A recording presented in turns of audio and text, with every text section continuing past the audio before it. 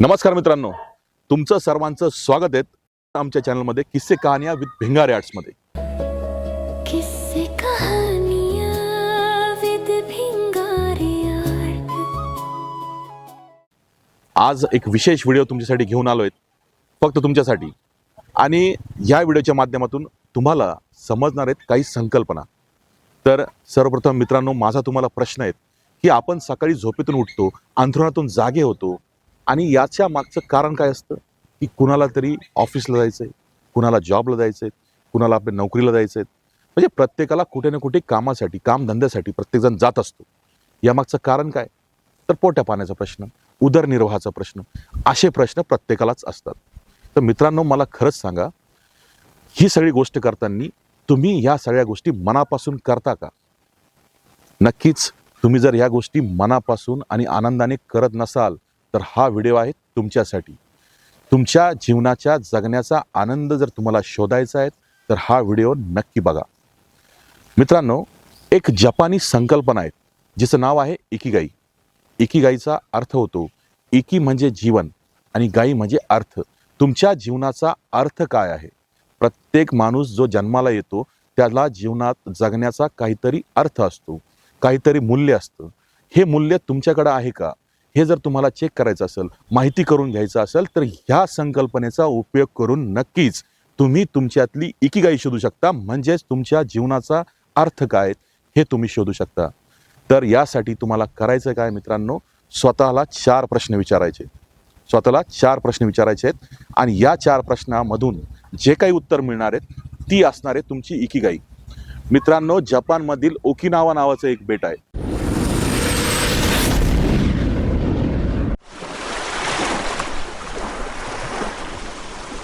या बेटावर जे जपानी लोक राहतात ते 100 वर्ष जगतात।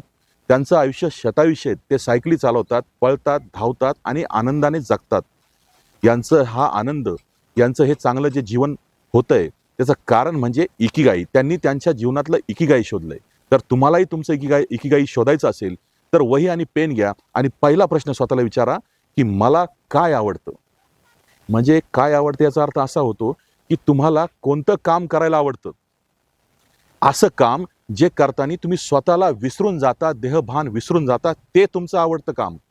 कुणाला गाणं म्हणायला आवडतं, कुणाला डान्स करायला आवडतं, कुणाला ड्रॉइंग काढायला आवडतं, कुणाला बोलायला आवडतं, कुणाला शिकवायला आवडतं। असे अनेक कामं आहेत ज्यात आपण स्वतःला विसरून जातो मित्रांनो। तर हे जर तुमचं आवडतं काम असेल तर हा पहिला प्रश्नाचं ते उत्तर झालं। मित्रांनो, दुसरा प्रश्न स्वतःला विचारायचा आहे की कोणत्या कामात मी बेस्ट आहे? कुठलं काम मी चांगल्या पद्धतीने करू शकतो? कोणत्या कामात मी पारंगत आहे? कुठल्या कामात मला कौशल्य आहेत? हा झाला दुसरा प्रश्न। मित्रांनो, तुम्ही कुठल्या गोष्टीत सरस आहात, दुसऱ्यापेक्षा तुम्हाला कोणती गोष्ट चांगली जमते तर ती तुम्ही लिहायची। या दुसऱ्या प्रश्नाचं उत्तर संपल्यानंतर मित्रांनो, तिसरा प्रश्न आहे की हे जे तुम्हाला आवडणारं काम आहे, ज्याच्यात तुम्हाला कौशल्य आहे, आणि ह्या दोन्ही गोष्टी मिळून ही तिसरा प्रश्न आहे की तुम्हाला ते काम समाज उपयोगी करता येतं का? म्हणजे समाजाच्या फायद्याचं ते काम आहे का? जर ते काम समाजाच्या फायद्याचं असेल तर नक्कीच खूप महत्त्वपूर्ण काम तुम्ही करत आहात। आणि चौथा प्रश्न आहे की तुम्हाला जे काम आवडतं, ज्यात तुम्ही पारंगत आहात, तिसरी गोष्ट तुम्हाला समाजासाठी तुम्ही ते काम करतायत, आणि चौथी गोष्ट म्हणजे त्यातून तुम्हाला पैसा मिळतोय, अर्थार्जन मिळतंय। ह्या चारही गोष्टी मित्रांनो ज्या ठिकाणी एकत्र येतात तोच असतो तुमचा इकिगाई। म्हणजे उदाहरणार्थ मित्रांनो, लता मंगेशकर, सचिन तेंडुलकर, शाहरुख खान, अमिताभ बच्चन, ही जी काही लोक झाली, ही जी मोठी मोठी नावं आपण ऐकतो, तर मित्रांनो यांनी यांच्या जीवनातलं इकिगाई शोधलं होतं आणि त्यांचं इकिगाई त्यांना माहीत झालं आणि त्यांनी त्याच गोष्टीवरती काम केलं आणि ते आज एक सक्सेसफुल व्यक्ती आहेत आणि सक्सेसफुल व्यक्ती म्हणून आज जगतायत। तसंच जर तुम्हाला सक्सेसफुल व्हायचं असेल तर नक्कीच तुम्ही इकिगाई तुमच्यातला शोधला पाहिजे। आणि तुम्ही म्हणाल हा व्हिडिओ संपल्यानंतर लगेचच मला माझा इकिगाई मिळणार आहे, तर तुम्ही चूक आहात मित्रांनो। कित्येक वर्ष, कित्येक महिने या गोष्टी लागू शकतात। ही एक प्रोसेस आहे। या प्रोसेसमधून तुम्हाला जावं लागेल। रोज तुम्हाला हे प्रश्न स्वतःला विचारावे लागतील आणि ज्या वेळेस ही सगळी गोष्ट प्रोसेस कंप्लीट होईल त्यानंतर तुम्ही तुमच्यातला इकिगाई शोधू शकता। म्हणून मित्रांनो, दररोज या गोष्टीवरती विचार करा की माझ्यात काय चांगलं आहे, मी जगाला काय देऊ शकतो, मला कशात पैसे मिळू शकतात, आणि यातूनच निर्माण होईल तुमचा इकिगाई.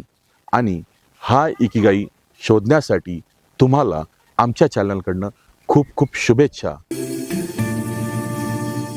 तर इकिगाई विषयी काही आपण उदाहरणं बघू. की मी तुम्हाला सांगितलं होतं की आपल्याला स्वतःला 4 प्रश्न विचारायचे आहेत. तर पहिला प्रश्न काय आहे मित्रांनो, की तुम्हाला काय आवडतं? म्हणजे अशी गोष्ट की ज्यात तुम्ही तुमचं स्वतःचं देहभान विसरून जाता. तुम्ही पूर्णपणे 100% त्या गोष्टीत फोकस होतात. अशी गोष्ट ती तुम्हाला आवडते. तर याचं उदाहरण आपण बघूया मित्रांनो, की आपण जर अब्दुल कलाम, जे की भारताचे राष्ट्रपती होऊन गेलेत, त्यांच्याविषयी एक उदाहरण घेऊया. की अब्दुल कलाम होते मित्रांनो, की त्यांना लहानपणीपासून, बालपणीपासून त्यांना पक्षी आवडायचे. हवेत, आकाशात उडणारे जे पक्षी होते, ते बघताना ते स्वतःचं देहभान विसरून जायचे. त्यांना माहीत नव्हतं की मला काय करायचं किंवा मला काय व्हायचं, हा प्रश्न त्यांच्याकडे नव्हता. पण त्यांना पक्षी खूप आवडायचे. त्यांच्या मनामध्ये एक प्रश्न पडायचा की हे पक्षी कसे उडत असतील? पक्षी उडतायत तर मी का उडू शकत नाही? असं काय आहे त्या पक्षामध्ये की ते उडू शकतात? हा प्रश्न त्यांनी स्वतःला विचारला होता. तर या पहिल्या प्रश्नाचं उत्तर तुम्हाला मिळालं असेल की त्यांना काय आवडत होतं. तर त्यांना आवडत होतं उंच आकाशामध्ये उडणारे पक्षी. आणि दुसरा प्रश्न, तर ते कशात पारंगत होते? तर मित्रांनो, ते अभ्यासात चांगल्या पद्धतीने पारंगत होते. त्यांना सायन्स या विषयाचा अभ्यास करायला आवडायचा. सायन्समध्ये ते, आणि सायन्सच्या मदतीने त्यांनी शोधून काढलं की पक्षी कशा प्रकारे हवेत उडतात, एरोडायनॅमिक्स काय आहे, हवेचा वेग कसा असतो, आणि पक्षी स्वतःच्या पंखांची हालचाल करून आकाशात कसे तरंगतात, कसे उडू शकतात. म्हणजे थोडक्यात काय, की आवडणाऱ्या गोष्टीचं त्यांनी त्यांच्या कौशल्याच्या मार्गाने किंवा कौशल्याच्या मार्फत माहिती केलं की हे पक्षी कसे उडतात. तर मी कसं उडू शकतो? तर मी उडू शकतो विमानातून, मी उडू शकतो हेलिकॉप्टरने. तर मलाही जर असं उडायचं असेल तर मी काय केलं पाहिजे? तर त्यांनी त्याच दिवशी ठरवलं मित्रांनो की मी एक वैमानिक झालो पाहिजे. मग ते होण्यासाठी त्यांनी पुरेपूर प्रयत्न केला आणि ते एक वैमानिक झाले नाही, परंतु मित्रांनो, विमान उडवण्याचं सायन्स शिकवणारे ते प्राध्यापक झाले, एक शास्त्रज्ञ झाले. आणि त्यांनी अनेक भारतासाठी रॉकेट्स बनवले, अनेक उपग्रह त्यांनी बनवलेत, आणि एक थोर शास्त्रज्ञ ते होऊन गेले. तुम्ही म्हणाल चौथा प्रश्न, आणि त्यांचा चौथ्या प्रश्नाचं उत्तर असं आहे मित्रांनो, की विचार करा की त्या माणसाने विचार केला की समाजासाठी मी काय चांगलं करू शकतो. तर समाजा उपयोगी वेगवेगळ्या युनिव्हर्सिटीमध्ये, वेगवेगळ्या कॉलेजेसमध्ये अनेक विद्यार्थी त्यांनी घडवले, अनेक सायंटिस्ट त्यांनी घडवले. त्यांच्या अंडरमध्ये काम करणारे जेही छोटे मोठे सायंटिस्ट होते, जेही शास्त्रज्ञ होते, त्यांना त्यांनी ह्या गोष्टीचा धडा दिला. आणि अशा प्रकारे समाज उपयोगी काम करून त्यांनी स्वतःमधली इकिगाई शोधली. असंच तुम्हालाही तुमच्यामधली इकिगाई शोधायची मित्रांनो. मित्रांनो, इकिगाई संदर्भात अजून एक तुम्हाला एक चांगलं उदाहरण द्यावंसं वाटतं. तुम्हा सर्वांना हनुमंत गायकवाड हे नाव माहीत असेल. माहीत नसेल तर हे नाव ऐका, BVG ग्रुप. BVG ग्रुप नाव ऐकलंय? ज्यांनी लोकसभा, राज्यसभा, राष्ट्रपती भवन हे सर्व स्वच्छ करण्याचं कॉन्ट्रॅक्ट त्यांना मिळालेलं आहे, अशी कंपनी म्हणजे BVG ग्रुप. ह्या BVG ग्रुपचे जे संचालक आहेत, जे डायरेक्टर आहेत, ते आहे हनुमंतजी गायकवाड. त्यांचा एक स्टोरी, एक किस्सा मी तुम्हाला सांगतो मित्रांनो. हनुमंत गायकवाड हे एक इंजिनियर होते. ते इंजिनिअरिंग पासआउट झाले आणि त्यांनी जॉब करायला सुरुवात केली. जॉब कुठे केला त्यांनी? तर जॉब केला टाटा मोटर्समध्ये. त्या काळामध्ये टाटा मोटर्समध्ये त्यांनी जॉब करायला सुरुवात केली. आणि जॉब करत असताना त्यांच्या लक्षात आलं की या टाटा मोटर्समध्ये जी काही साफसफाई होते ती व्यवस्थित होत नाही. आणि त्याच बाजूला दुसरी गोष्ट अशी घडली की ते ज्या गावातून आले होते पुण्यामध्ये टाटा मोटर्समध्ये काम करण्यासाठी, तर गावाकडची लोक त्यांना फोन करायची आणि त्यांना विचारायचे की कुठं काम मिळेल का. तर त्यांना असा प्रश्न पडला की ही जी मुलं मला फोन करतायत, मला संपर्क करतायत, यांचं काहीतरी केलं पाहिजे.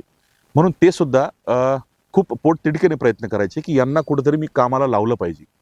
तर या दोन्ही गोष्टीचा संगम त्यांनी घातला की आपल्या कंपनीमध्ये स्वच्छता व्यवस्थित होत नाही, असेच अनेक कंपनीमध्ये पण सुद्धा होत नाही.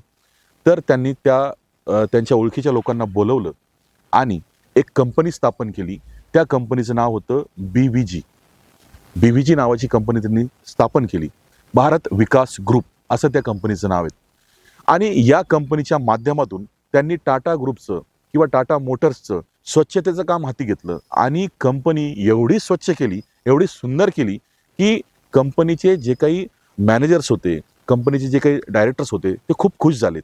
आणि ते त्यांच्यावर खुश होऊन म्हणाले की तुम्हाला हेच नाही तर अजूनही मी तुम्हाला काम देतो.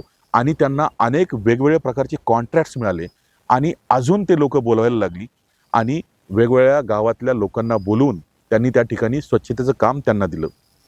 आणि हे काम दिल्यानंतर टाटा मोटर्स नंतर त्यांना अनेक मोठमोठ्या कंपनीचे कामं मिळाली स्वच्छतेची. त्यानंतर त्यांना काम मिळालं मित्रांनो लोकसभा, राज्यसभा, राष्ट्रपती भवन आणि इतरही मोठ्या ठिकाणी हे त्यांना कॉन्ट्रॅक्ट मिळालं. आणि आज ही कंपनी संपूर्ण भारतामध्ये वेगवेगळ्या मोठमोठ्या ठिकाणी स्वच्छतेचं कॉन्ट्रॅक्ट मिळवते आणि काम करते. फक्त काम करत नाही मित्रांनो, तर अनेक लोकांना रोजगार या कंपनीने मिळवून दिलाय. तर तुम्ही म्हणाल या गोष्टीचा आणि इकिगाईचा काय संबंध? मित्रांनो, तो जो व्यक्ती होता हनुमंत गायकवाड, यांना आवड होती की मी असं काम केलं पाहिजे ज्यातून या समाजाची सेवा होईल. म्हणजेच काय की मला अनेक लोकांना रोजगार देता येईल, समाजाचं भलं करता येईल, त्यातून पैसा किंवा अर्थार्जन मला करता येईल आणि एक स्वच्छतेचं काम. आणि तेही काम मी कसं करणार? पूर्णपणे मन लावून करणार, 100% देऊन करणार. ह्या सगळ्या गोष्टी एकत्र आल्या मित्रांनो. आणि आज रोजी BVG नावाचा जो ग्रुप आहे, भारत विकास ग्रुप, आज खूप मोठ्या स्थानावर आहे आणि अनेक विदेशी कामंसुद्धा ते करत आहेत. तर अशाच पद्धतीने तुम्हीसुद्धा तुमच्या स्वतःतला इकिगाई जर शोधला तर तुम्हीसुद्धा एक चांगले सक्सेसफुल व्यक्ती होऊ शकता आणि या समाजाच्या कामी येऊ शकता. आणि मी तुम्हाला सांगितलं हा प्रवास एका दिवसाचा नाही आहे, याला अनेक वर्षे लागू शकतात, महिने लागू शकतात. परंतु वारंवार तुम्हाला स्वतःला प्रश्न विचारायचे आहेत की माझ्यात चांगलं काय आहे, मी जगाला काय चांगलं देऊ शकतो, माझ्यातली चांगली गोष्ट मी जगासाठी काय देऊ शकतो की जगाचं कल्याण होईल, जगाचं भलं होईल. असे अनेक उदाहरणं आहेत मित्रांनो आपल्याकडं. उदाहरणार्थ की समजा तुम्ही एक चांगले वक्ते आहात, तुम्हाला बोलायला आवडतं, तुम्हाला लोकांना ज्ञान द्यायला आवडतं, तर नक्कीच तुम्ही या कौशल्याचा उपयोग करून अनेक विद्यार्थ्यांना ज्ञान देऊ शकता, एक चांगले प्राध्यापक होऊ शकता, एक चांगले शिक्षक होऊ शकता आणि यातून तुम्हाला अर्थार्जनसुद्धा होऊ शकतं. आणि हीच गोष्ट समाज उपयोगी सुद्धा आहे. तर तुमचा इकिगाई काय होऊ शकतो? तुमचा इकिगाई होऊ शकतो एक तुम्ही चांगले शिक्षक बनू शकता, चांगले प्राध्यापक बनू शकता, एक चांगले वक्ता बनू शकता आणि अनेक लोकांना ज्ञानदान देऊ शकता. तर मित्रांनो, तुम्ही सुद्धा तुमच्यातली इकिगाई शोधायला आजपासूनच सुरुवात करा आणि तुम्ही सुद्धा एक सक्सेसफुल म्हणण्यापेक्षा जगाच्या कामात येणारं एक चांगलं व्यक्तिमत्व बनावं आणि आपल्या जीवनाचा अर्थ हा समजून घ्यावा. आणि तुम्ही सुद्धा एक शतायुषी आयुष्य जगावं, एक चांगलं आयुष्य जगावं आणि आपला भारत देश सुद्धा जपानच्या ओकिनावासारखा एक शतायुष्य जगणारा आनंदी देश बनावा. हाच उद्देश या व्हिडिओ मागचा आहे मित्रांनो. धन्यवाद.